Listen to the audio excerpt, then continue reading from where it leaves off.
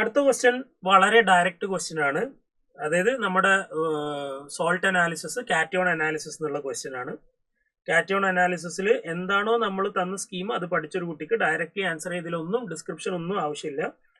Copper 2+ നമുക്ക് എന്തുമായിട്ട് connect ചെയ്യാം? കോപ്പർ 2+ന്റെ കേസിലാണെങ്കിൽ passing H2S gas in the presence of dilute HCl അല്ലേ. എസ് എന്ന് പറയുന്നത് നമുക്ക് 1 കണക്ട് ചെയ്യാം. സോ S1 ഉള്ള 2 ഓപ്ഷനേ ഉള്ളൂ. സോ ഇത് രണ്ടും ഞാൻ ക്യാൻസൽ ചെയ്തു. R എന്ന് പറയുന്നത് NH4OH in the presence of NH4Cl. അത് ഏതിന്റെ കേസിലാണ്? അലൂമിനിയത്തിന്റെ കേസിലാണ് അല്ലെ. R എന്ന് പറയുന്നത് ഏതിലാ വരിക? അലൂമിനിയത്തിന്റെ കേസിലാണ്. Al3+, അവിടെ നമ്മൾ പഠിച്ചിട്ടുണ്ട് അതിൽ ജെലാറ്റിനസ്, വൈറ്റ് ജെലാറ്റിനസ് പ്രസിപ്പിറ്റേറ്റ് ഒക്കെ കിട്ടുന്നു എന്നുള്ളത്. സോ R2 വരും.